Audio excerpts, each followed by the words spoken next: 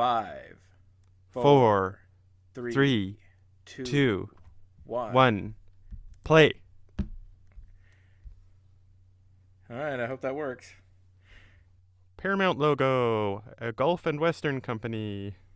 Yeah, I got that too. Turning blue and fading, gone.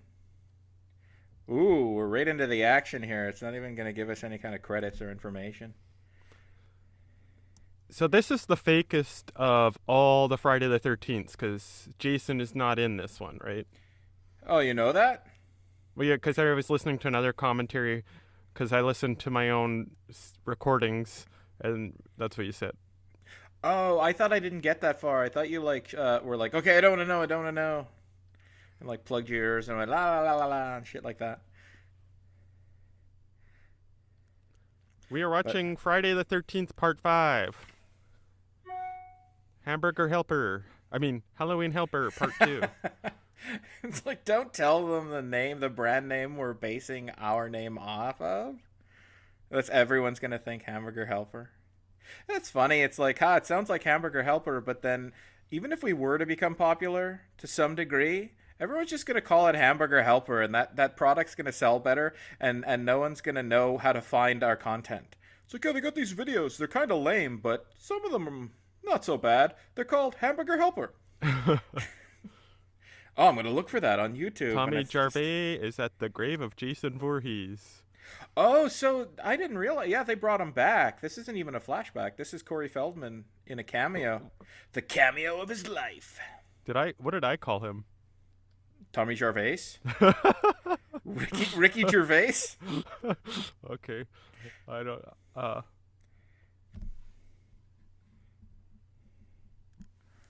That's it, all right. Oh. Oh yeah, this is a dream sequence. Oh yeah, yeah. Like I'm not even thinking. Like I've seen this movie. Tommy Jarvis is a teenager. I'm just worried that my audio's clipping. Ah! There you go. It's classic me calibrating the audio for the viewers at home who aren't viewing this. If you're viewing this, you're just looking at the titles, like screen gab. I can't even talk. The screen cap. Just to answer some of the questions I'm sure people have, like Dave and I both own copies of this movie. Dave owns the DVD, and I bought this on Netflix. Basically, the first movie I've ever bought digital distribution. iTunes, I you mean, mean? iTunes. What the hell's you talking about? You don't buy stuff on Netflix. You can't even rent actual disc physical media anymore. Our fans are just gonna eat you alive. Yeah, but why? Do you think people are worried? Like, did they just download this content from Yiffy or some shit? I think they like listening, and if they're like, oh, these people support copyright, so I'm gonna give them $20 a month on Patreon. Yeah. If they have to know, I have what is it? It's like a 10 disc set. No, it doesn't include Jason Goes to Hell, but it's got all the regular definition movies and then a bonus disc of behind the scene footage. And I've ripped them with Handbrake so that we can share the same file. But Jeff also has purchased Uh, a high def version on iTunes. So we have paid for a license uh. to watch the movie that you're watching now and we're talking over. Jason lives. So this is really the recognizable Jason, right? Because the first one, it's the mom. Second one, it's the bag over the head. Third one, he doesn't have the mask most of the movie. In the And first one, Jason was Jason's mom. In this one, yeah. Well, it's funny. It's like Jason is dressed like the communist boyfriend of Elaine Bennis on that episode of Seinfeld. Like he's got this button-up kind of khaki-colored shirt, and that came to be known as the classic Jason, right? yeah, Although I like, this is Jason, and then he gets more and more zombified. yeah. Well, he was, yeah, that's right. He was really deformed in the first one, but actually, this is all a dream sequence. Spoilers, right? But his mask gets more and more cracked up around the edges too. The Wikipedia says that they came up with this mask because one of the workers happened to have a hockey mask in his bag, and they were using it for lighting tests. It was William Shatner's hockey mask, and they painted it white. What was that? He had it in his hockey bag, and Yeah, some guy's a fan of. Uh, oh, so this is Tommy Jarvis now? Is that his name, Tommy Jarvis? it's Ricky Jarvis. Ricky Jarvis? What's the kid's name? Tommy Jarvis. But it sounds like you're saying Gervais, like Ricky Oh, Gervais. Oh yeah, and I remember watching this as a kid. I'm like, you could see whoa. nudity in that magazine. This was I think the Friday the 13th episode 4, like it's a George Lucas production or something. Friday the 13th part 4 had the most sex scenes in it, but this one had the most nudity in it. So for you listeners at home, 2 is the best, I still think. I think 2 had a lot of good, like the girl with the really short shorts that showed the bottom of her ass. all right, I wasn't opening up the conversation to our ogling of the women. I was just stating the fact. I hate nudity. I'm a heterosexual man, but I hate women's bodies. I just want to make that clear, just to avoid controversy. I think they're gross. But yeah, I know what you mean. It's like again, I think we talked about this before, but because I'm in a different situation than you, it's like, yeah, every day you see a beautiful woman, you say she's beautiful. I don't say that. That's against the law for me. You're like surrounded by young, beautiful women, and I'm like isolated. I'm surrounded by young, beautiful women. Um, Well, technically, I'm always surrounded by young, beautiful women because I'm so massively obese these days that any room I go into or any space that I'm in, I just fill up so much of it that everyone in the world is pushed off to the periphery and they literally surround me on the edges of the globe because I take up so much space. If you can picture that. Okay, now we're at the credits and we're going through, for syncing Bruce Green, purposes, Robert production Howland, design. Robert Howland. Stephen Stephen L. L. Posey, Posey. Oh man, David Cohen. David X. Cohen from Futurama. Cohen means that person is like descended from like Aaron and is like a rabbinic Levite or something. Levite. Yeah, it's like the tribe of Levi, and then because you're only supposed to be a rabbi or something if you're from that tribe. I'm not an expert on it. Oh, It's like I thought the Levites were descendants of that horrible Cockney character played by Don Cheadle in Ocean's 11, where he's like, "Ah, Levite out." It was really bad. But like he's supposed to say, "Oh," like a Cockney slang is supposed to be like, "Leave it out," but with his bad accent, he's like, "Oh, leave it out." so. This isn't the actual kid actor, right? This is because this was too soon. He couldn't have grown that much. No, that's not Corey Feldman, and he looks super familiar. And no going to IMDb by the way, but I've got to Uh, take a guess, and I'm probably wrong. I'm wrong about a lot of stuff. If we ever actually had a fan base, they'd be like, "Yeah, he's the guy who acts like he knows everything, but he makes a mistake every time he says a name or a title." Uh, but yeah, he's a guy from like a TV movie or something. Not It, but maybe.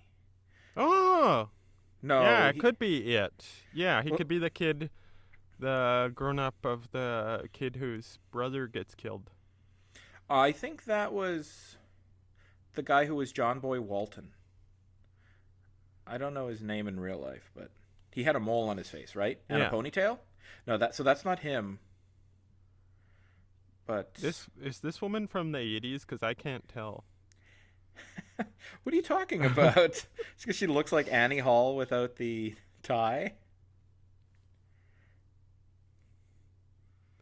I, Bangs. I've got bangs. I know of a couple of things I'd like to grab. My bucket of popcorn and my sody pop. Because this movie is something to settle into.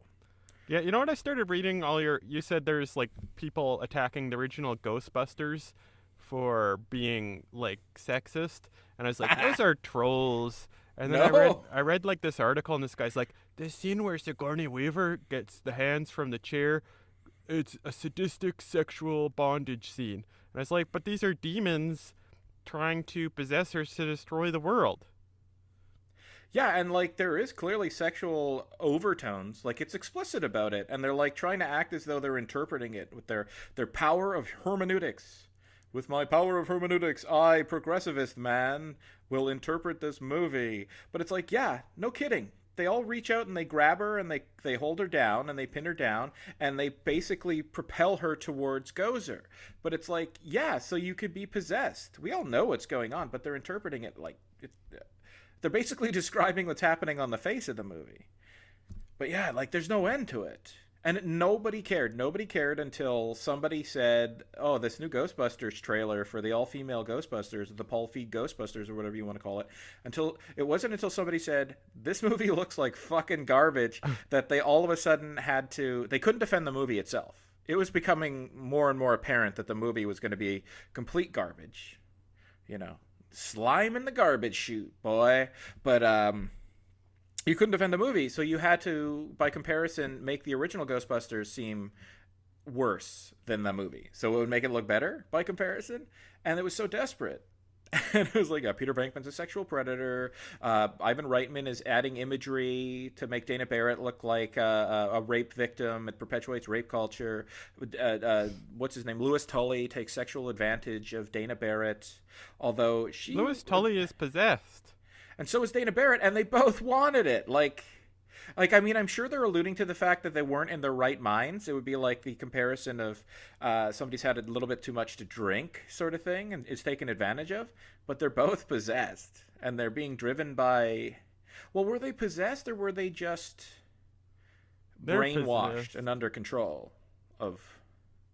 Yeah, because they had different personas. It looks like he's holding an iPhone there, but it's like a picture. All right. We don't ever get feedback for this, but those crazy political tangents, I don't know how much they add to the content. But yeah, we should get back to this movie.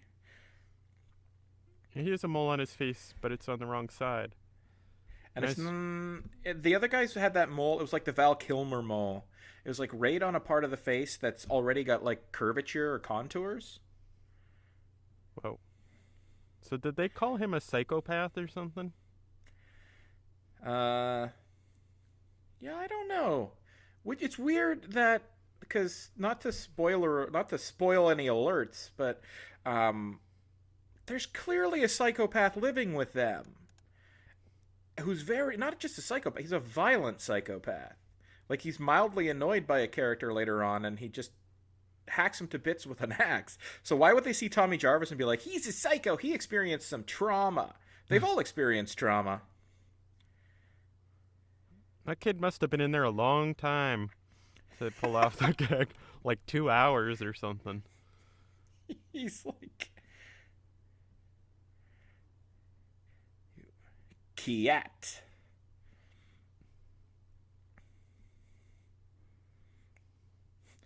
They call me Reggie the Whoa. Reckless. Oh, there's your alien head. This was the cover with the alien head. The last one I said they showed that alien head, and it was a total fake out. Oh, it was actually this one. It was this one. The back cover is him with that head on, and you're like, whoa, what kind of character's this? Yeah, like, it's the kid, all right. He's got that mask. Only that kid would have that mask. Why, is there some doubt that that's not Tommy Jarvis? Well, not anymore. I bet he's not even the real Tommy Jarvis. He's just one of those Tommy Jarvis impersonators who kept cropping up after the events of the last movie. Tommy Jarvis would carry around 3 masks, and that'd be all his luggage. What about the...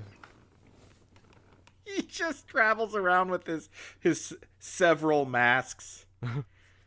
It's like Tommy gets real old and incontinent, and he can't keep his feces or urine inside of him, and it's like, Tommy, you want any Depends? It's like, no, I've got my bag of clothes. And it's just masks. But he could put them on. Use them as a little the Lawnmower nappy. Man? No, that was Jeff Fahey. Or Fahey, I'm not sure.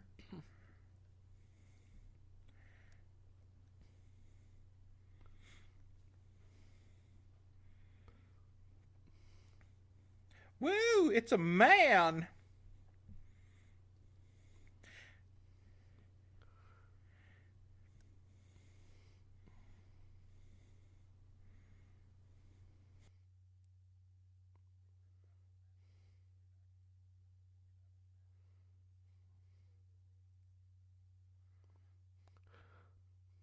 And one thing I was thinking that like to get in Weinstein movies, they have to have like sex with Harvey Weinstein, but I bet no one had to have sex with Cunningham or whatever to get in these movies. What do you mean? Like he had to take who he could get? Yeah, he's like even though so it's like these movies which are full of nudity and sex and violence and people are like, "Oh, it's just trash." But like the people who make it are real straight shooters and they're like he's hiring actresses and the one starts taking off her top and she's like, "Whoa, whoa, whoa, what are you doing?" It's like, "This is a professional production here. I want you because of your acting skills." It's the exact reverse. All of the actors take advantage of the directors. They're like, "This is going to be my big break. This is where I show my titties." And it's like, "No, no, we wanted the movie to be rated PG-13, but they just kept taking their clothes off." Like it would be funny if like these directors of movies like this where people get naked and hacked to bits and it's all sleazy in front of the camera are like the most chaste and honorable of all people in Hollywood. Well, maybe they're not chaste, but maybe they're like, "No, I'll go to the strippers for that kind of thing." It's like, yeah, but then Weinstein's like, "We're making a picture here. We got to make Shakespeare in Love. Of course, like we're trying to make Oscar quality material here." Of course, if you want to act in Shakespeare in Love, you got to come to my orgy before we start filming. Yeah, like those movies are all like just sappy, I don't know, romance stuff. I don't Well, Shakespeare in Love know. is a classic example of how they say the Academy Awards like it's very like they've got a fetish for, and it's true, they got a fetish for stuffy British movies featuring all stuffy British white people. And they made a joke about it on Bill Maher, Real Time with Bill Maher, where it was like, oh, it's like, well, here are the Academy Award nominations for Best Picture this year. And then they said, oh, wait, there's a British movie that's been nominated. Forget it. That's the one that's going to win. The end.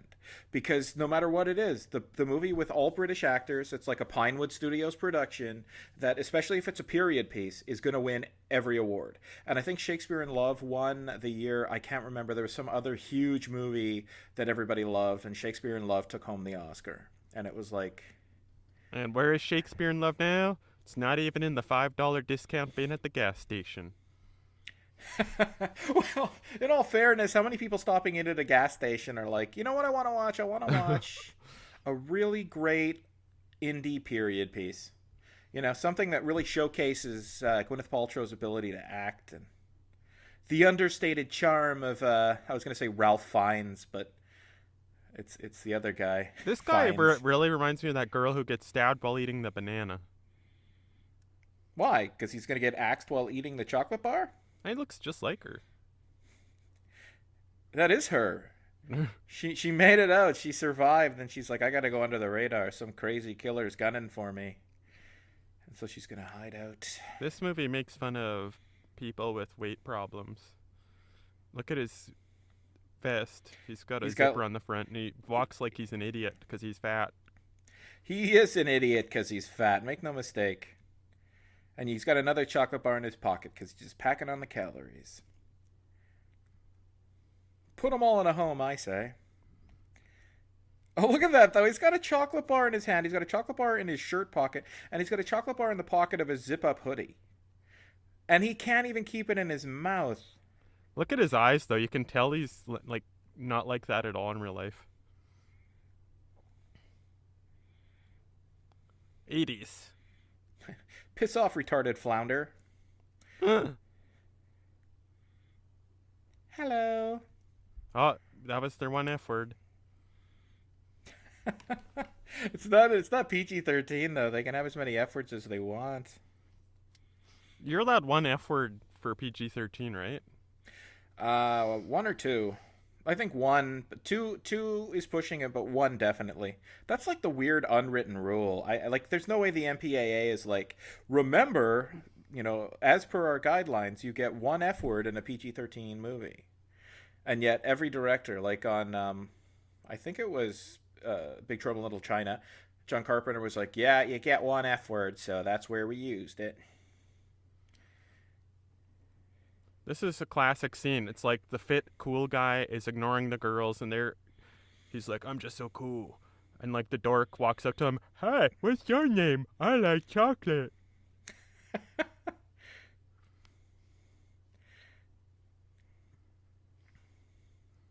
I'd love it if all of it like is that the guy also from Return of the Living Dead, the main punk guy who had a very quick Oh, and untimely, the cool guy? unceremonious Yeah, demise? that could be. That guy always plays a badass type. But it would be great, if they made this movie and the curly haired tubby guy was the guy with the axe, and he was the dim witted kind of glutton. That would be such a funny thing. You'd be like, "What the hell is this audacious work of art?" Whoa. Well, you didn't have to do that.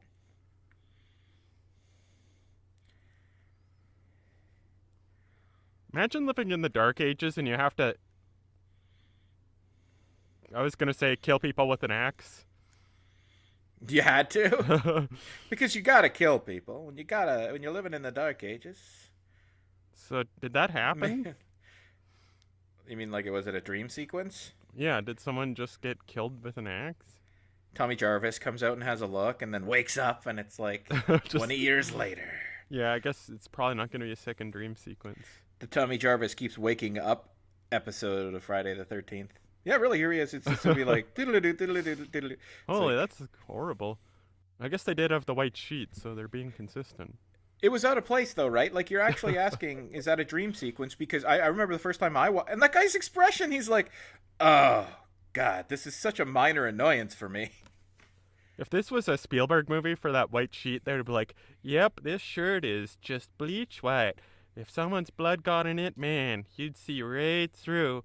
Boy, it's I don't. It's funny. Like perfect, we are perfect meant. size for covering a body too. Like, yep." We should give a little backfill of that Spielberg. Like there was a. Well, you know Oh, what? We'll just there's allude your guy, to. Dave, right there. He's like bored.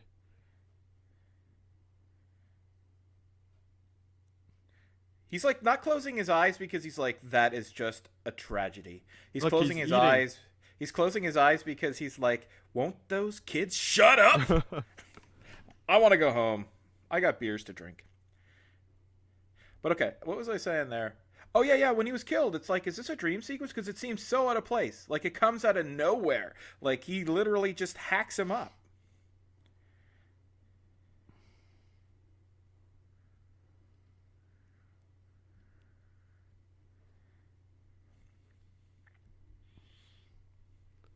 You uh, know, after you haven't seen this movie, so I won't say anything because it's. Or have you seen this movie? I probably saw it 12 years ago. All right, so I'll let you be surprised with the twist ending.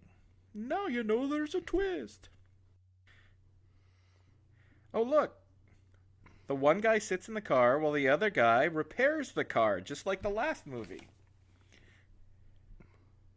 Hey! Oh, It's like the producers of the last Friday the 13th movie heard our complaints in the future.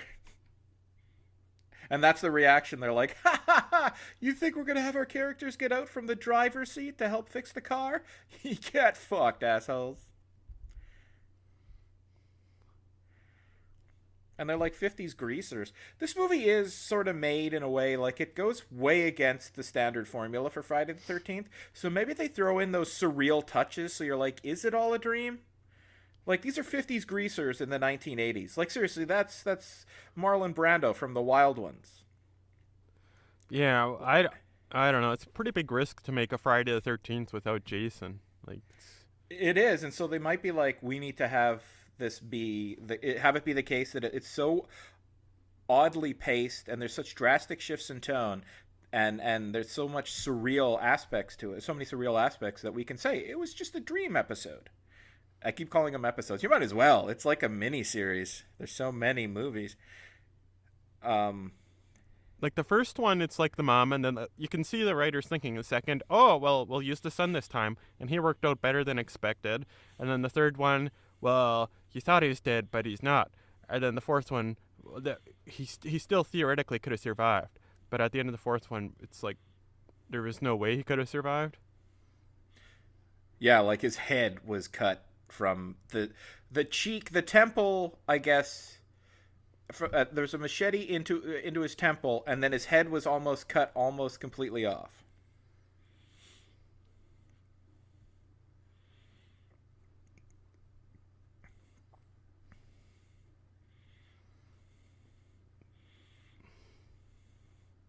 I've never worked with a road flare, but are they so bright that you cannot make out anything behind them? Whoa. He got real close. He's like, "Would you stop? Quit walking towards me. You're getting in my personal space. All right, cut it out." It's like right to the point that the thing is like in his mouth. Whoa, too close. Why is he so happy? Because he just took the best piss of his life in the Oh. woods. The piss that dreams are made of.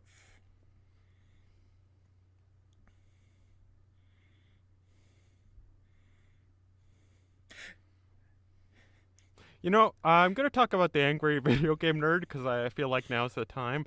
When I first started watching that show, I didn't know he was acting. I thought that was really who he was.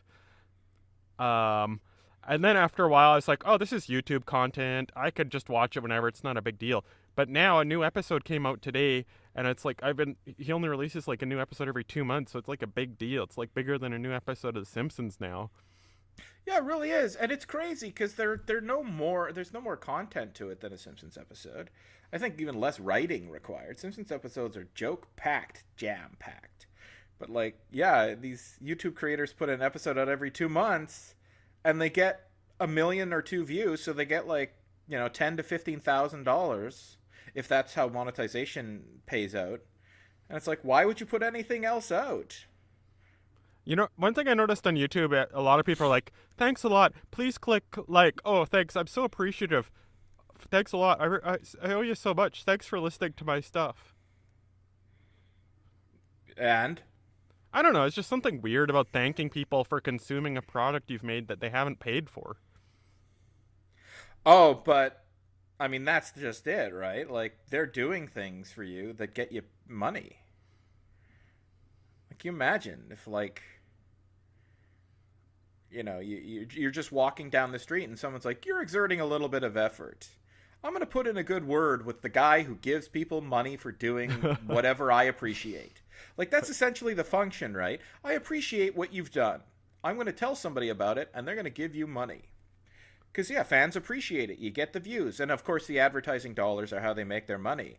Like, how YouTube makes its money, and they share the wealth to a degree. But, like, really, I've made the content before the fact. I'm not getting paid to do it. You kind of like it, so you watch it. You tell people about it. They watch it. The advertisements are on there, and I get a cut of the ad revenue. No, not the ad revenue. The ad investment. Yeah, who is this old man? He can't keep his hands off that little boy. Well, He's like, in character, that's his grandpa, but in reality, it's just another actor. that's his grandpa. Okay, I don't know though. He looks like Chuck Berry, and we all know what Chuck Berry did. But Okay, we've got to pick the girl who I like the most. Is it that one with the pink top? Is it that one with like the beige shirt, or the cool '80s chick? I like the '80s chick. do we have to pick the girls we like the most? I like all three. I'm gonna have a threesome. Oh, and that one, four. Oh my god. I thought it'd be a funny comedy sketch on TV if someone's like, he's like, I thought you said a threesome, and there's like, but you've got three girls. That's a foursome. What? Wah. Sorry, I had like a weird sound in my background, like someone just smashed into the wall of my apartment. But your joke about the mixing up a threesome with a foursome, Be I something don't that know. would fit in like that show Perfect Strangers, where Yeah, like it's the the joke caliber. The joke is of the caliber of like a Full House type sitcom show, but like that kind of a joke would never fly. It's like, are you kidding, Uncle Joey? Cut it out. Uncle Joey would be the one saying, "Cut it out." It's like, have Jesse. mercy. It's like, you said you were going to have a threesome, but there's 3 women in your room. It's technically a foursome. Have mercy. Haha, cut it out. You got it, dude. What a stupid show. Stupid It show writes full of... itself. Yeah, like just throw in the stupid catchphrases one after another. I was gonna say something though that has to be. Oh yeah, the should mention like yeah the old grandpa who keeps like grabbing the little kid and the little kid protests the whole time. At least the character is the grandfather. If he's like just some caretaker chef cook type person there, and the little kid is an actual resident. These people are really. That guy reminds me of the kid from The Room. Hey, can I come upstairs too? Oh, Danny. Yeah, if he was a little bit younger. Sorry, I'm kind of preoccupied. Holy like, shit. We just okay, yeah, there's action on screen.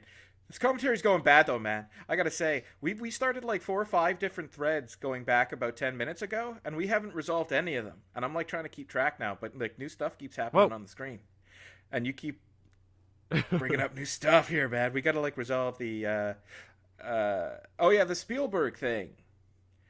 Because there's no reference for why we keep talking about the Spielberg exposition. Because that's the episode that didn't air. Oh, and so yeah. You mentioned Spielberg earlier. It's all to do with the fact that the characters go on and on and on about the dynamics of everything, the nature of everything. In Back to the every Future. property. Yeah, they just explain it so much. It's like, and then Mom and Dad met at the underground of the Sea Dads. It's Yeah, like, so- yep, if we never met, you guys would never have been born. If you had some sort of time-traveling machine and went back and stopped us meeting at that dance, I bet you'd just fade right out of these photographs. Yeah, that's it. And so it's not even just Spielberg directed movies. It's like Spielberg produced movies. There's so much exposition. Do you think any kind of some sort of a bluefish could bite through that piano wire or whatever on Jaws? This woman looks really young for the character she's supposed to be. It's like a 20-year-old pretending to be like a 50-year-old trailer trash. And she looks good too. She looks like an Adrienne Barbeau or something, but she's all got like soot on her face. That guy looks like, I don't know. So he's looks looking for like- work in exchange for food? He looks like Bo Svensson. That guy looks like Quentin Tarantino a little bit. Really?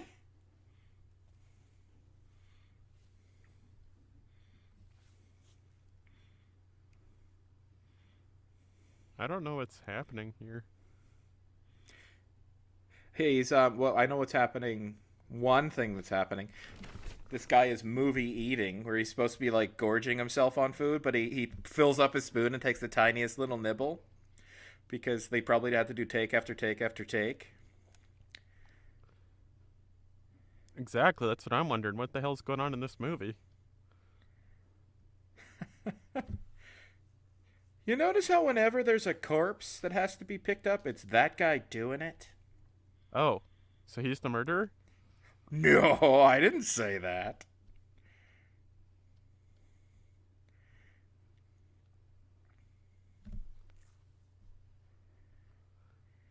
Yep, people in the country are just silly, simple folks. That's why when I drive around, I always see tons of shotgun bullets in all the signs, because they're all going out and shooting every sign. Yeah, except I guarantee you those are city folk with their shotguns who don't have any place to use them, so they drive out in the country and shoot signs on the road. Nobody in the country is going to shoot a road sign. They could just shoot targets in their backyard. What the hell is this? John Waters? Well, this is the guy who's the equivalent of the morgue attendant from the first movie. Kind of schlubby looking, real sleazy, and yet inexplicably he gets the most beautiful women to make out with him. This is... Yeah, yeah, I don't know. Claire Danes over Oh, here. that's not her. She's not for him. Oh. She's not for him? I'm sorry, but every time you like your phrasing, I think, man, progressivists would just eat you alive. And I gotta stop that because it's perfectly harmless. But no, no, she is. She's the girl who's like getting all dolled up, and I think she like whips open her shirt or something. She's like, "Woo!"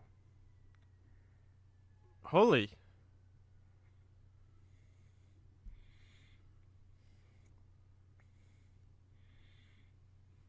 Guys like that are always going on hot dates with beautiful blonde women like that. Well, if I don't know, he's got cocaine. Oh, I get it. Yeah, that's. I was gonna say that's his payola, but technically he's not paying her for playing content. I was gonna say that cop who showed up though, where you were like, "Yeah, country folk are real simple." That cop was. He's. You see him in a lot of roles where he delivers these lines and they're not delivered very well. Like it was so obvious back then, where he's like, "Well, looks like we've got a real killer on the loose," or whatever it was that he was saying. But he's also in Speed, and he's supposed to be talking on the phone, and they're telling him that there's a gap in the highway, and the bus is going to have to jump over it or whatever. And he's like, listen, he's on the phone. You can hear him. He's like, "What? A gap? Well, how far?" And his reading of that line is just so badly done that every time I see that actor, I'm like, that's the guy who has to like have a very important line to say, just one per movie, and he always blows it.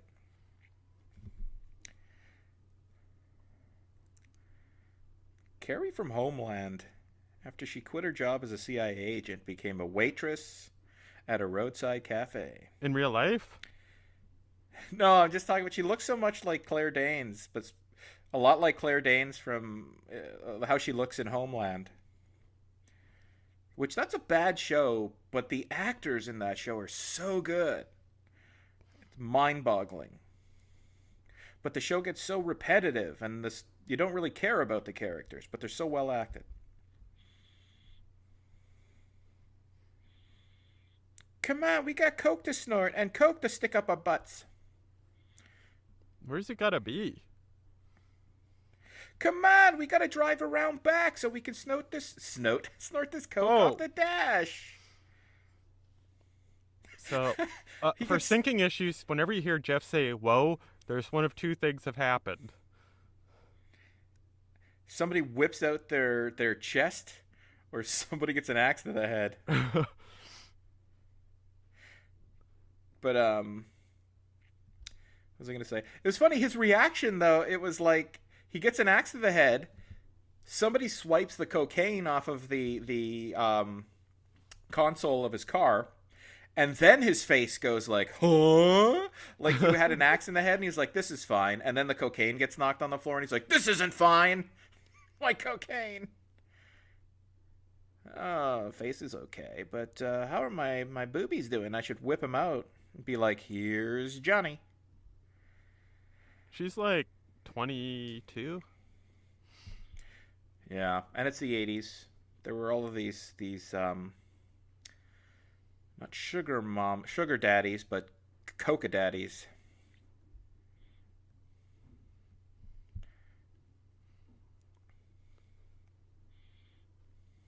Uh-oh. This is like a joking audio or something. Like it's like, wah, wah, wah. What? Joking? Yeah, it doesn't sound scary. It's like a joke or something. I think it just became. Yeah, it's just a badly made movie. I mean, when you get right down to it, these movies aren't. They're directed so jarringly. This one's really not my. I like number 2 and 1. Well, you remember the last one, right? It wasn't like it was like there was actually some rhyme or reason to every kill. Yeah, the Like fourth one's somebody, not bad. Yeah, it's not bad. and this one, it's just like Tommy Jarvis looks pensively at something. Somebody messes with Tommy Jarvis. Tommy Jarvis freaks out a little bit, and then we cut to just some random scene where characters are brutally murdered by Jason. This might be worse than Jason X. I've never actually seen Jason X. I was out shopping for a phone because I smashed mine. And I was gonna get an iPhone X, and I called it an iPhone X in the store, and the guy's like, "You mean iPhone 10?" I hate when you have to deal with people like that. They're so pedantic. It's like, stop being such a stickler for every, little error. Make sure everything's correct. How There's did he no say it? iPhone 9, is there? There an iPhone 9? I don't know. I thought it was like 8 and X was like a special deluxe edition of some sort of iPhone. Are you Oh, actually, well, then did you why is it buy only one of get 10? those? No, they're I like don't know. $1,400. Yeah, that's what I mean. It's like, hey, it's the Cadillac of iPhones. It's Yeah, the, yeah. I it's want the, one, but I broke my phone. I found out I can just move SIM cards between phones, and they just work. So Yeah, I didn't know that either. My sister had an old iPhone, iPhone 6 or something like that. She's got the iPhone 7, and she's like, "Here's my phone." And it's like, "Oh, I guess I gotta go down to like a communication store and get it fixed or get it set up." And my sister's boyfriend was like, "No, give me your phone and give me the SIM card." And he like hooked it up to my computer, and in like 15 minutes, my phone was all set up and ready to go. I was like, "That's great." I But learned I was about that gonna, from a movie called Young and Beautiful. It's about a girl who decides to be a prostitute, and then she has two SIM cards and uses one for business and one for home life. you watch a lot of movies about prostitutes. It's almost Like like the I'm last time you were talking, sexist or something. not sexist, but certainly perverted. Just kidding.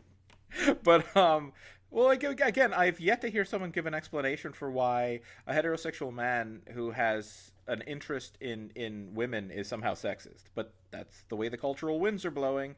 Everybody begs the question. But no, I was going to say though, but I do remember we were talking about Bill Cosby or Is this something, and Elaine you mentioned there Bennis? was a movie. This look. No, you mentioned there was a movie where prostitutes would drug themselves and be passed out. And I was like, "Geez, Yeah, I've that never was heard on of those movies." Netflix. Yeah, yeah. This was like when I was 9 years old and watching this. I was like, "Whoa!" But Why are you that's like, because I whoa? was 9 years old. Oh, you'll see. Why do you say "whoa" every so often when watching a movie? She's the Whoa. Guess Jeans girl. What was that? She's like so into it that like when they're done kissing, she looks like she's just had a little bit of an orgasm. Um,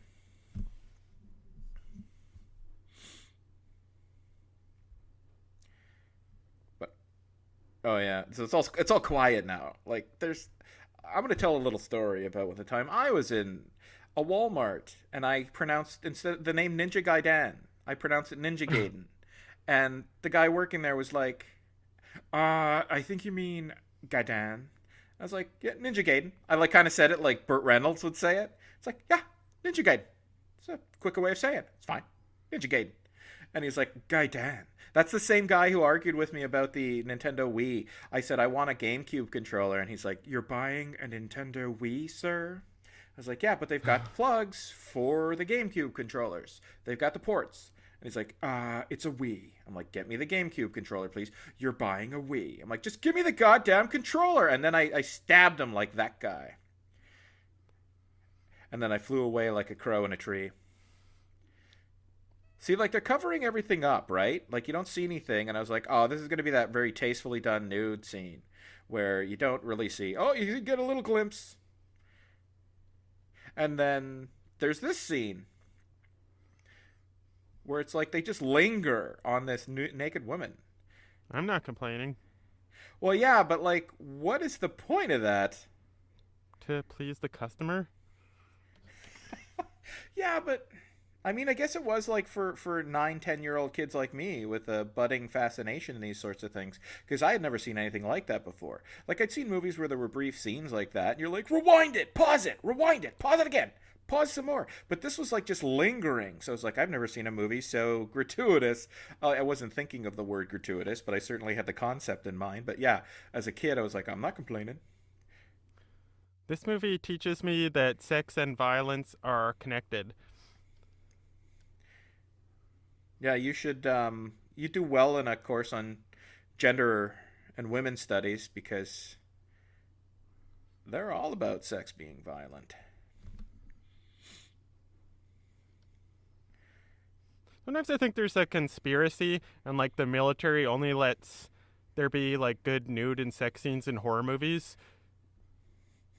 The military does? Yeah, because they want people to be like violent. So then they put those together. So then they'll like, oh, I want some nudity. Well, I guess I'll put up with the violence, and then they like get a taste for both, and then they become better soldiers. It's like every soldier wants sex, sex, sex all the time. If we could condition them so that when they wanted sex, they wanted violence. Well. It's like, well, they could do it the opposite way. They could be like, everybody wants to be violent. If we just convince these soldiers to want to have sex with the enemy, then we could end Right now, violence. this guy's thinking, "What's happened?" And then he's like, "I'm in a lot of trouble." Really? He's not thinking. Like he's immediately worried that's gonna be pinned on him. Well, of course it's gonna be pinned on him. His semen's inside of her. Oh, did they already This is do the it? weirdest. That's the weirdest death I've ever seen in a Friday the 13th. The crack his head with a belt. I don't know if that's even possible. And that guy just doesn't understand why he's so apathetic. Kids are dropping like flies, and he's like, I am so annoyed by this minor inconvenience. Did you just call me pimp? That guy's from the 80s. He looks like a guy from a Corman sci-fi movie, like Battle Beyond the Stars or something. I'm just peeing on my boots. I'm not so sure.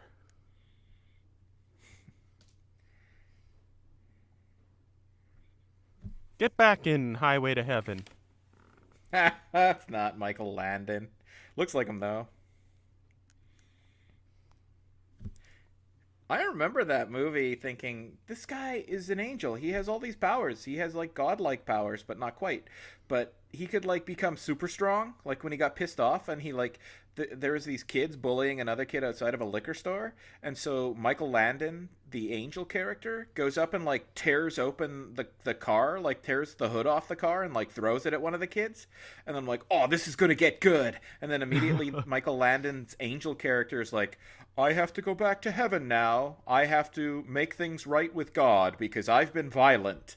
And that the episode had nothing to do with him kicking the asses of these bullies. He was gone for the rest of the episode, and his friend got to have the angel powers for that episode. It was kind of a novel concept, but I was like, oh, this is where he gets fucking angry. And he goes, berjerk, berjerk, Billy Jack style. Well, what other Berserk, powers Billy did he Jack have? style. Oh, just super strength. Like he got so mad that he just like tore the hood right off the car and was like gonna kick the ass of those bullies. And then all of a sudden he stops himself and he's like, I gotta go back to heaven. Gotta make this right with God. And then it's like, you can have my powers while I'm gone. And so the friend with the beard just went around helping people with his angelic powers. And did like a much better job. Well, I think it was like one of those fake outs where it was like in the end, it was like the Wizard of Oz, or it was like, it was the reverse Wizard of Oz. It's like, you never had my powers all along, but you just thought you did, so you did so many good things. And it's like, wow, maybe I am more capable. I stood up to a street gag. Yeah, exactly. He thought he was like immortal and invulnerable. No, but I think he would do things like he went out on a ledge, like someone was going to commit suicide, so he went out on the ledge without any worry of falling, and he's like, hey, come on back in here. And then he's like, da da da da da, but then later it was like, I could have fallen to my death. These two look like they're actually related. Like they have the same teeth. You know what, though? Yeah, they do have a resemblance. Although the one actor's Latino and the other's African American. But okay, the guy, the older of the two, Whoa. was also in Return of the Living Dead, right? Like he was one of those kids.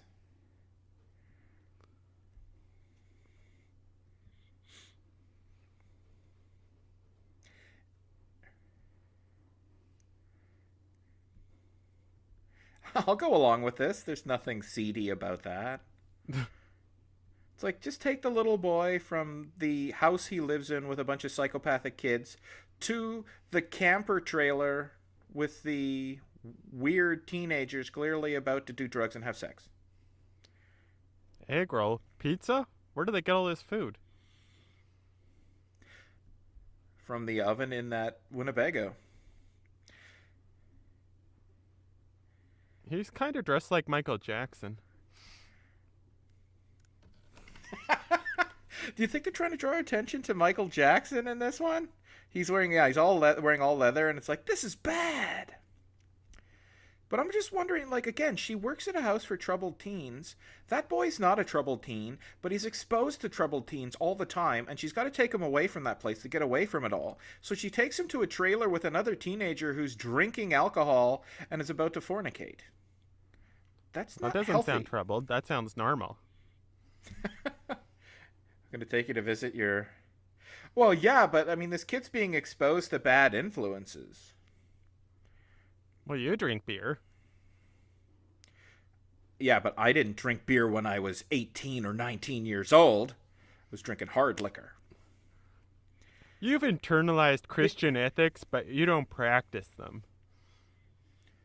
Well, you know what though? I kind of have a bone to pick with like conservative commentators who think that all atheists ought to really be religious because they all accept Judeo-Christian moral values. When Judeo-Christian texts, they didn't originate religion. They were just the first to codify it. It's not a constructivist thing where it's like, hey, we'll put it all on paper and now all of a sudden we've invented, an ethical system. It's all common sense ethics that we all have anyways. The ancient Greeks concurrently understood those sorts of virtues and values and things. But yeah, so we all follow Judeo-Christian ethics, but that's because they're commonsensical, not because we're all deep down, you know, In devout Carthage, they Christians. sacrificed their children and burned them alive.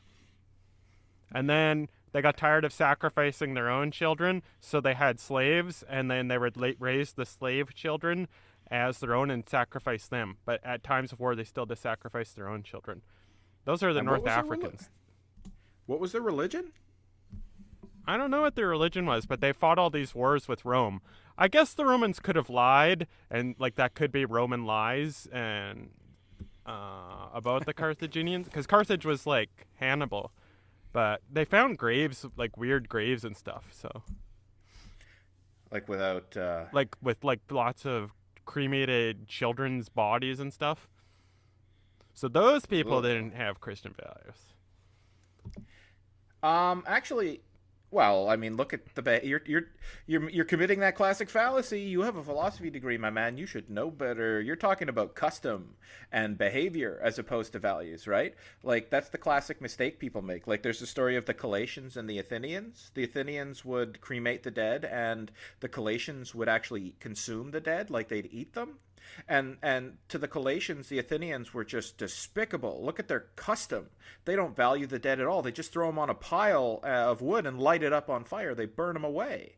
That's horrible. And on top of that, their beliefs were they all believed in the soul and the spirit was housed in the soul.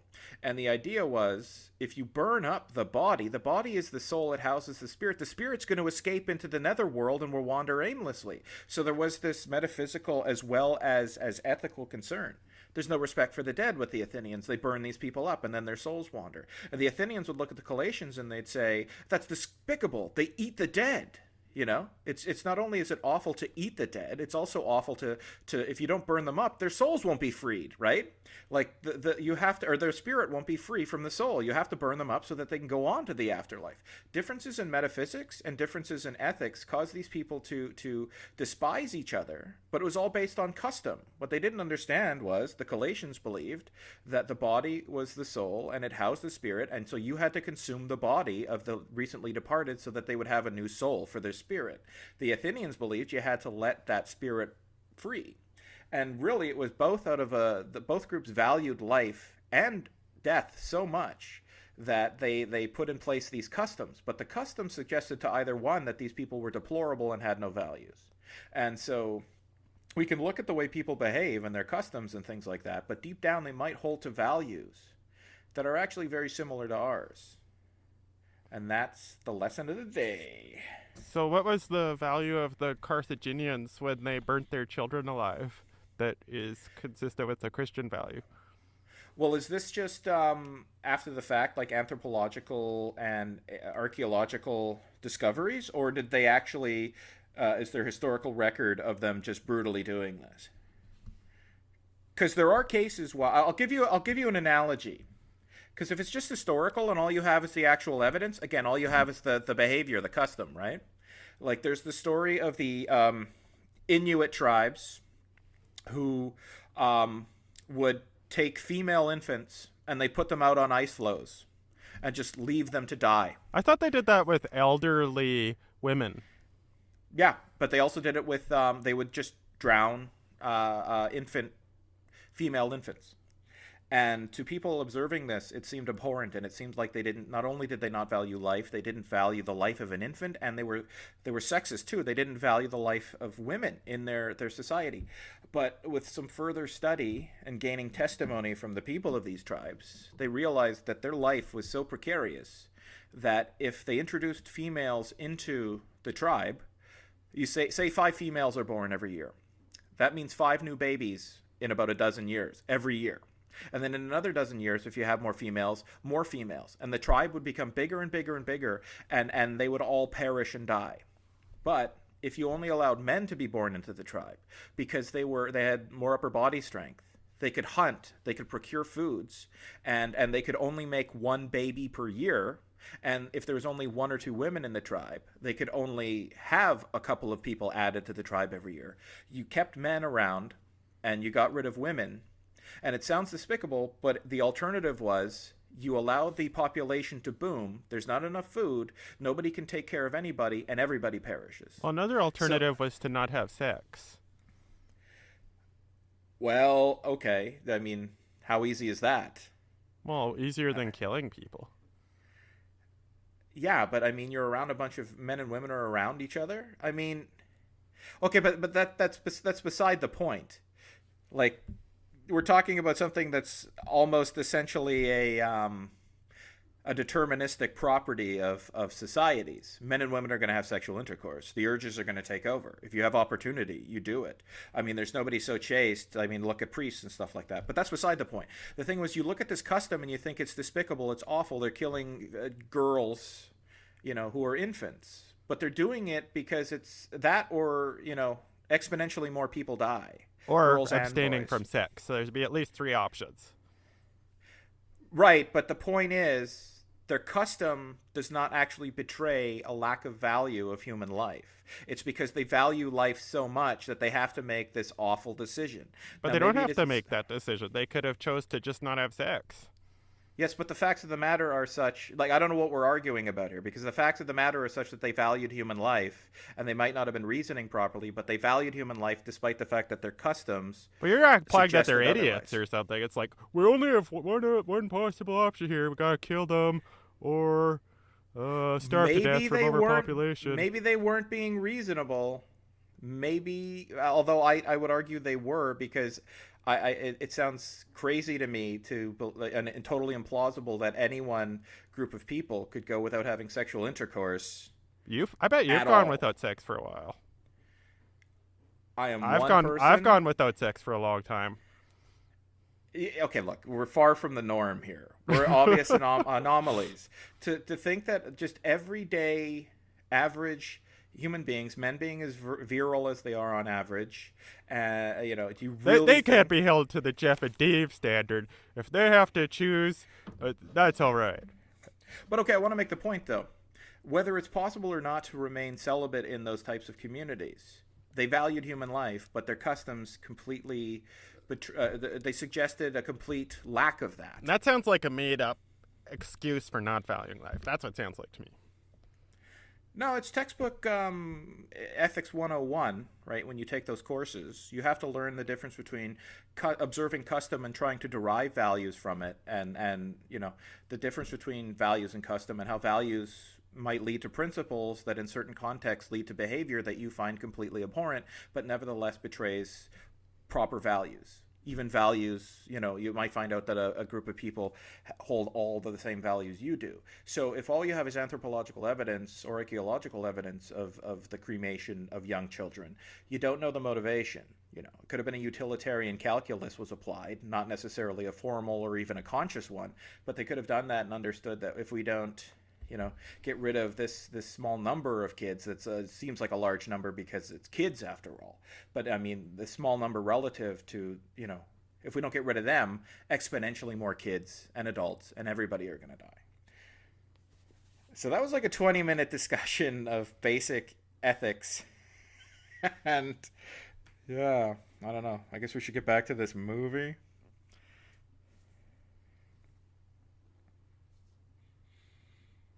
Are you still on the phone? Yep. Oh, good. Okay. It's like quiet there.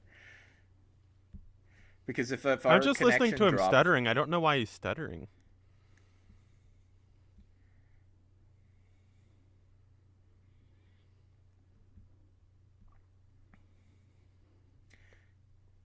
is that Montgomery Clift?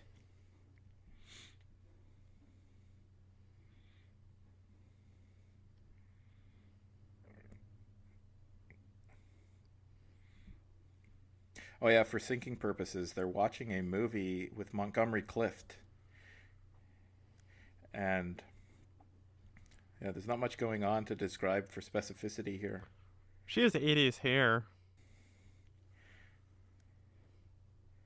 She has Sarah Connor hair. She looks like Holly Hunter.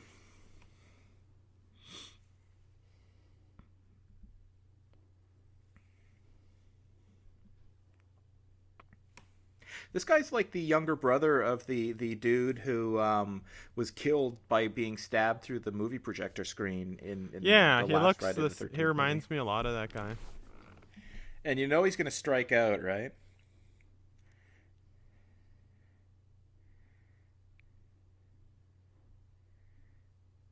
Oh. Uh-oh.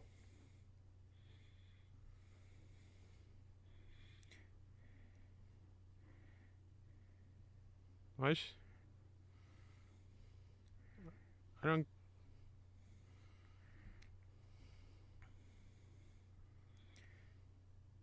That was pretty shitty reaction.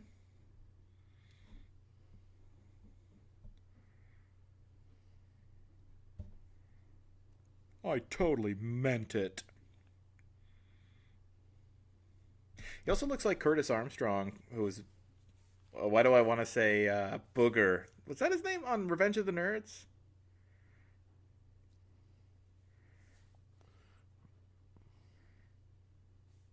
What was that kid's name on Revenge of the Nerds? The Uh, slovenly one. I don't know the actor's name. Well, it's Curtis Armstrong, but I wanted to like the character name.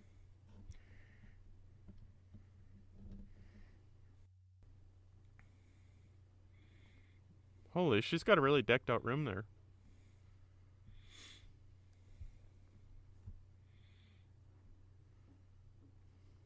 And she got a hair crimper.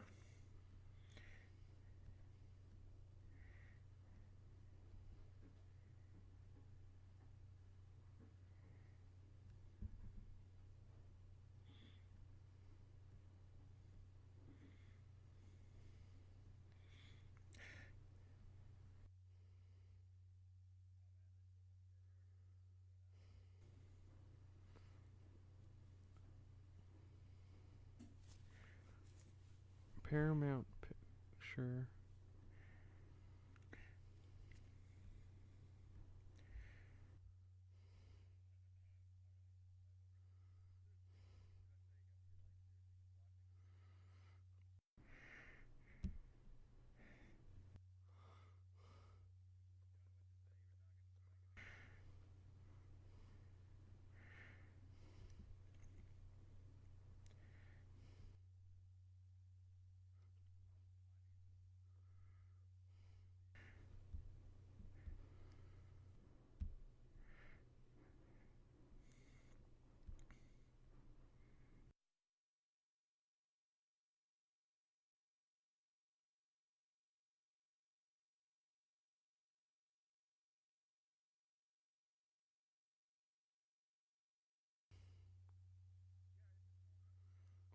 She wasn't even Like, wearing a top then. She was wearing a bathrobe. yeah, it was like a double-breasted bathrobe dress, but who's she apologizing to? Is she apologizing to the guy who was stuttering, or is she apologizing to the guy in the picture? I think she's apologizing to the guy who is stuttering. Well, good, because she was pretty shitty to him. But now she's gonna get stabbed. Yeah, I don't know how she should So respond in that situation. If she doesn't like him, she should maybe say she likes him as a friend or something. I don't know. but not laugh in his face. You know what's funny? There's like a movie move where it's like they're trying when a woman is in bed with a man and they've just had intercourse or something. She always like gets out of bed and grabs the sheet and like puts it carefully over her boobs and make sure to not reveal anything. In this movie, it's like they're doing the opposite. Carefully make sure to or be careful to make sure to uncover your boobs. And like she's got a roommate and stuff. Oh, that Uh-oh. Okay, I don't know who the killer is, so I have to make a guess. I guess it's the boy. Tommy Jarvis? Yeah. I guess that would make the most Well, sense to me since he saw Jason and he seemed like he was crazy in the last movie. well, I mean, I don't know. I can't really have the conversation, right? Because how do you add to a conversation when you know the answer? That's You're a, like, you could be right, but you could be wrong. Now, who's this? Could it be Jason? she's Could it like be? dancing by Could Dana herself. dancing by herself alone? dancing by herself alone. Dancing by herself in her room at night, just like the goth kids from South Park. That's the inspiration. The goth kids dance by themselves. Yeah, like there was a line in a South Park episode where the goth kids are like, the only way to dance is at midnight alone in your room with a cigarette in your hand like this, and then they just sort of nod their heads as the music plays. See, this movie is just stacking up kill after kill after kill, but there's no it's like killing without any heart.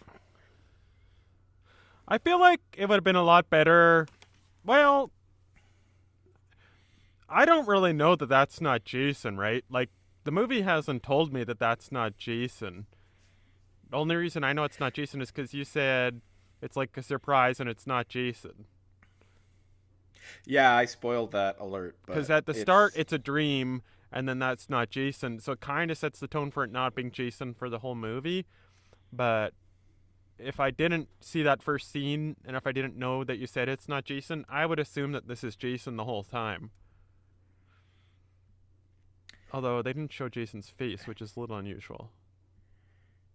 yeah. You know what though? I maybe I'm misremembering this just because you know the ending, so you backfill in a memory of you're watching the movie. But I always thought there was something off about this. Like it was a little too. Like now that I real, it's actually as gory as any Friday the 13th. But when I saw it as a kid, I thought it was more tame. Like I thought there was much more nudity in it, but it was much more tame in terms of the violence and the gore. But it's actually, I think there's more kills in this than any other movie. Uh-oh. Like, see, they literally are stacked up in the house.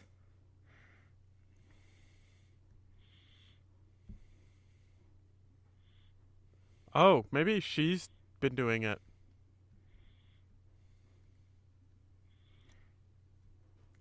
Oh, okay, It she's the still look killer. like. You think so? Yeah, she's the killer. I, I guess time will tell. Final, But she final look answer. final.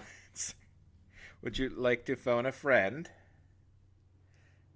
Oh yeah, did you get my email where I suggested we watch The Exorcist with a it was not a mutual friend of ours, but a mutual acquaintance slash friend? Uh-oh. Oh, you're into the movie Yeah, I now. did. I just thought that would be kind of interesting Oh, because I imagine Oh, what the hell? So it Maybe it's a is Scream Jason? scenario. Maybe it's a Scream scenario. Maybe she's working with Jason. Yeah. Something still seems off.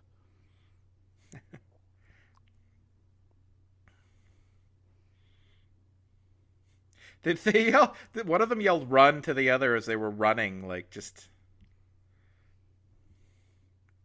what is it? Huh. Is there something wrong? What is it? What is it? Run! I think there's something wrong. Is that a onesie or like a jumpsuit? Because if that's like a pajama type material, that kid is going to get waterlogged.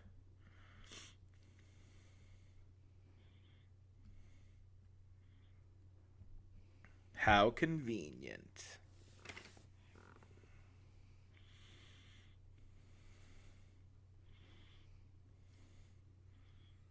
Uh.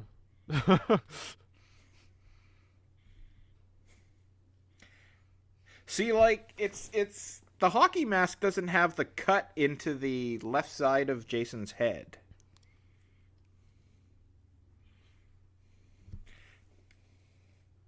Yeah. But And that little boy is not interested in helping that blonde woman at all, right? Like he just bolted, like he was out of there. yeah, I never noticed that that is kind of cowardly. But I guess it's because he's a kid, so she's older, so it balances out. Yeah, but it's the complete reversal of the last movie where the pretty blonde parental figure is like very lazy and expects the young boy to do everything. In this case, she's doing all of everything and he's just running away. Well, it's he said, "Where are you?" So I guess he's trying to find her. I don't know.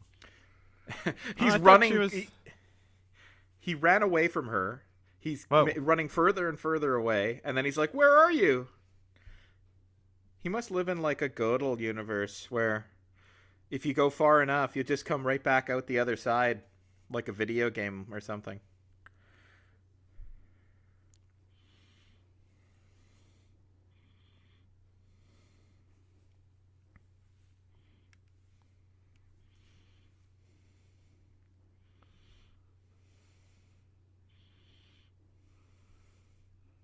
Whoa. She's not wearing any brassiere. 1, 2, 3.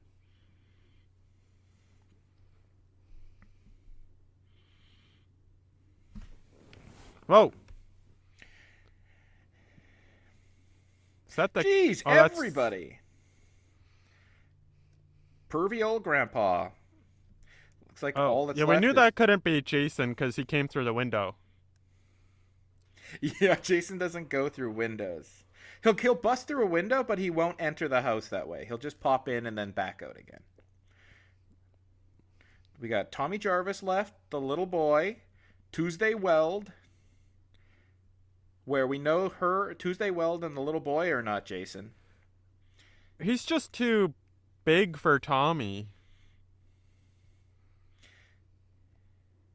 Like it doesn't look. He's like bald or something. Which is, I mean, Tommy Jarvis did have all those masks. I know exactly what it is, right? But I'm like trying to create a sense of mystery for you.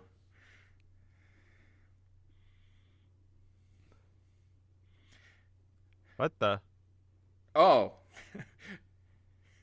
that's the kid. I was gonna say it's like Tommy Jarvis bursts in again after shaving his head, and it doesn't do anything. But Yeah, he actually had a good solution. I'm gonna run him over with a tractor. yeah, it'd be funny. It's like, is it Tommy Jarvis? But Tommy Jarvis is just trying to shave his head really quickly. Again, this will work. It. It worked the last time. I would have drove up and then set the bucket on top of him. Yeah, well, like you were talking about when we were where we're watching Child's Play, you're like, I would have drawn and quartered that thing. I would have dismembered it. I would have cut it up into little pieces. I never would have let the doll just sit there in like, its torso all in one piece. It's the same logic. Like Jason keeps getting up. Yeah, Well, I grab guess they that don't know knife. that. They Yeah, they don't know that. Yeah. yeah. But like the audience is like, no, no, no, drive the wheel over on top of Jason so that the whole tractor's weight is pinning him down. He's breathing.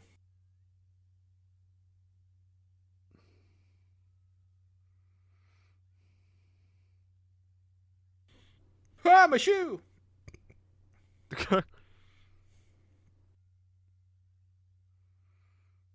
uh.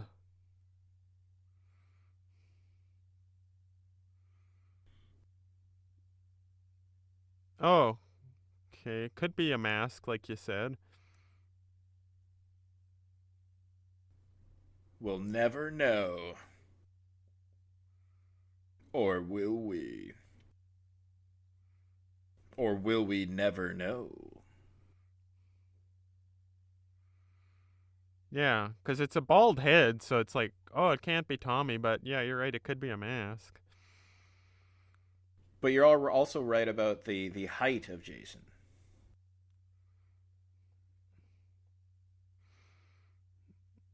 I don't know. It's like could be the uh, medic guy. Uh,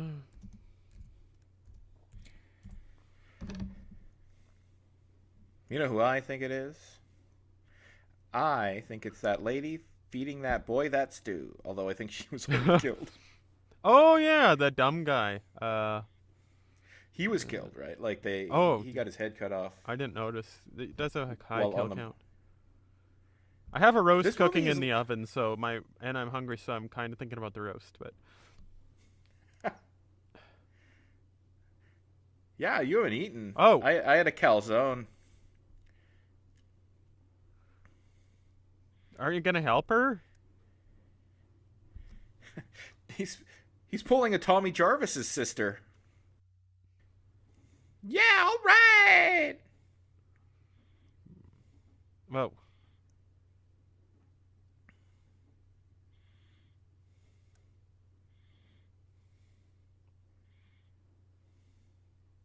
It is so badly made, right? Like Tommy Jarvis is conspicuously absent.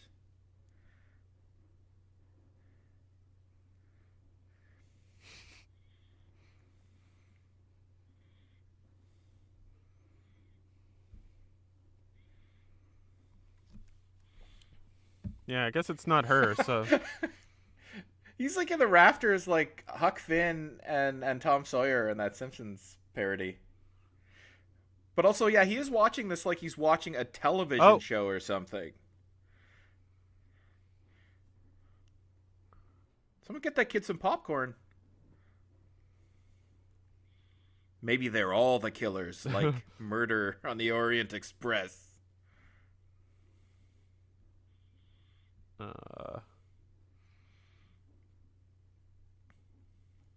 what? No, I think if I stand here, stand my ground,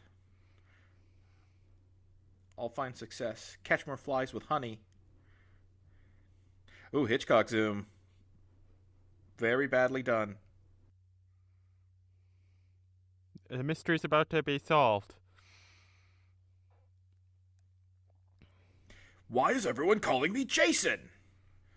My name is Robert. Oh, it's the hockey mask I'm wearing.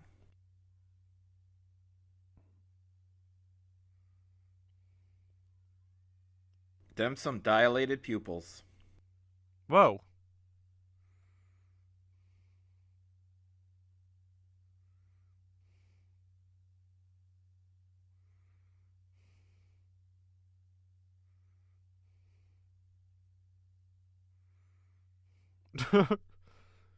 Oh, he stabbed him right in his penis because his penis is 18 inches long and hangs down by his knees. Yeah, he stabbed him in the leg. I think many people would have stabbed in the groin.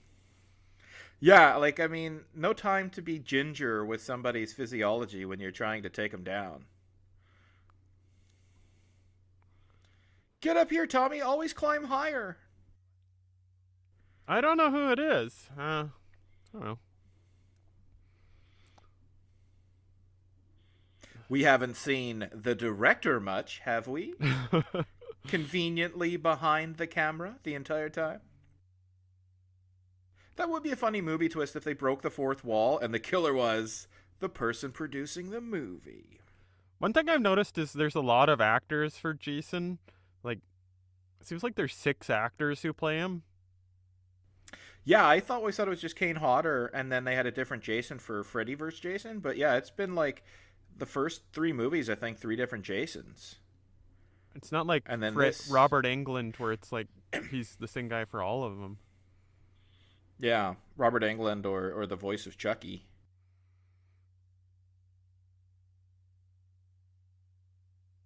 I guess the thought was, well, anyone can wear a costume and be a big guy. Maybe they were wrong. I don't know. Yeah, I think Michael Myers was a different guy, like literally every time, except for the remakes. Yeah, if you're on a mask and you just got to be a big lumbering guy.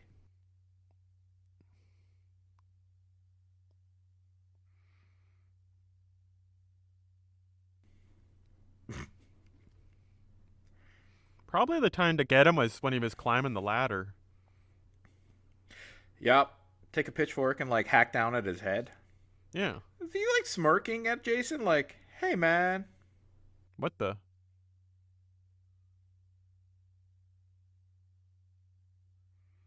That'd be so scary.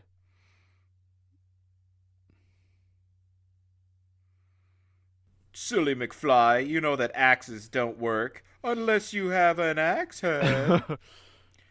Oh, that's what's funny about farms. It's like, who would leave harrows just sitting like that, face up? And it's like every farm I've ever seen where there's harrows,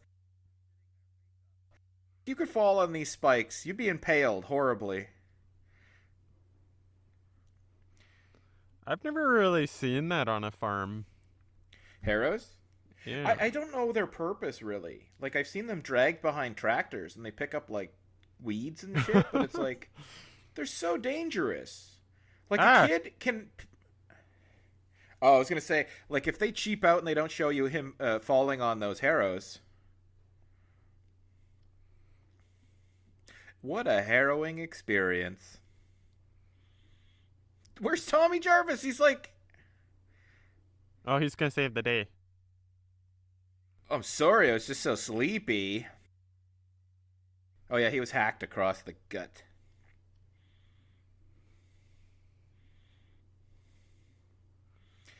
Give me them kids.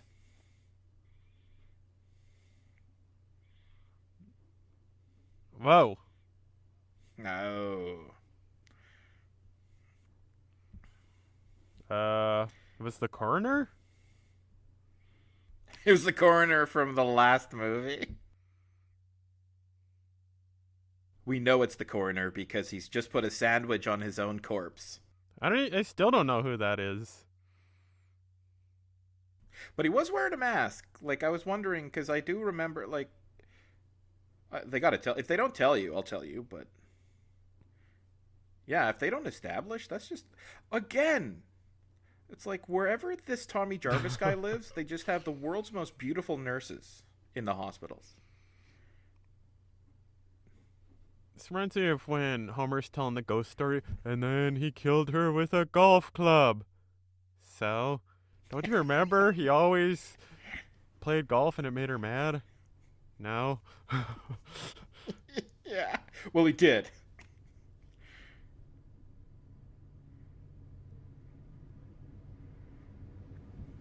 Tucker.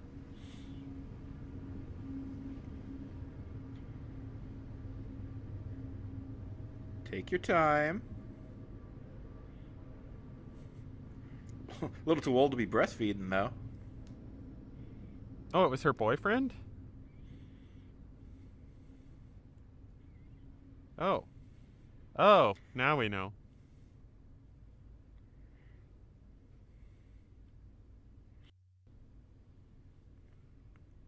Huh. Real loner always driving that ambulance with the partner he worked with, good friends with.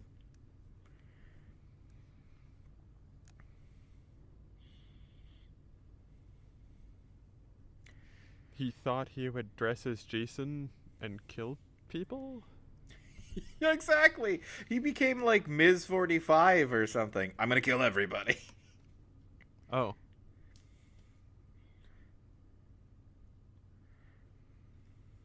okay. Good Did he cover. I even guess kill it's all what? wrapped up in a nice little bundle. This movie is just so badly paced and illogical, but it's like we have to have the story make sense in the end. But did he even kill the guy who killed his son? Yeah. Why was he laughing at the corpse of his son or showing it off?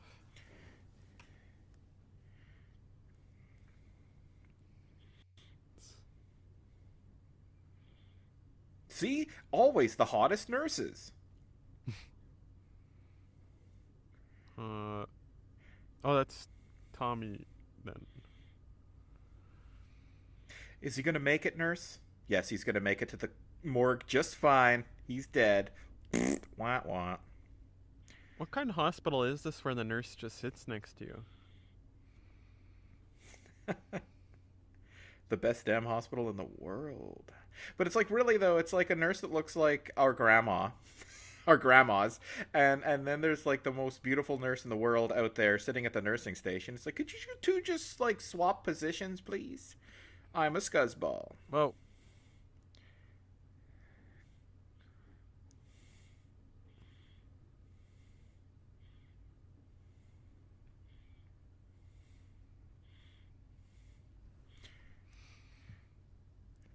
uh, No! I was having the most wonderful of dreams. I was laughing. I was joyous. It's been a long time since I've been happy. this movie's gone one step too far. So many dream sequences. So little imagination. I know what people like. Dream sequences. Let's just keep having them and having them and having them.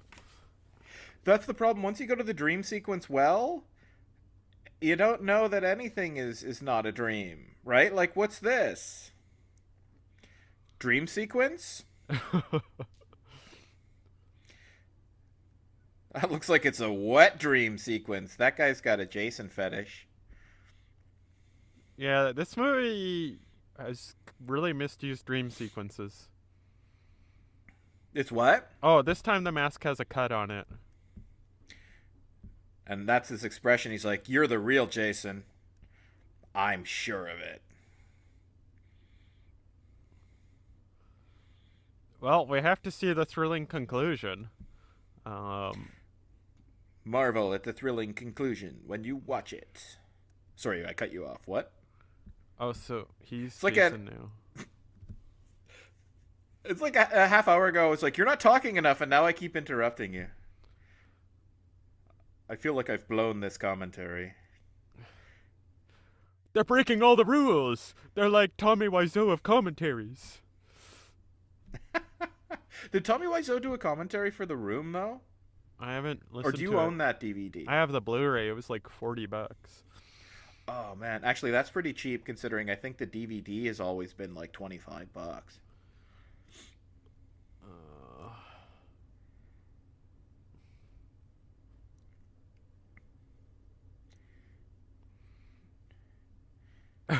Dream sequence. Okay, she's like... yeah, she like wakes up and... It'd be funny if it's like, it was all a dream and the kid who got axed like wakes up. He's got his like chocolate on the corners of his mouth. Oh.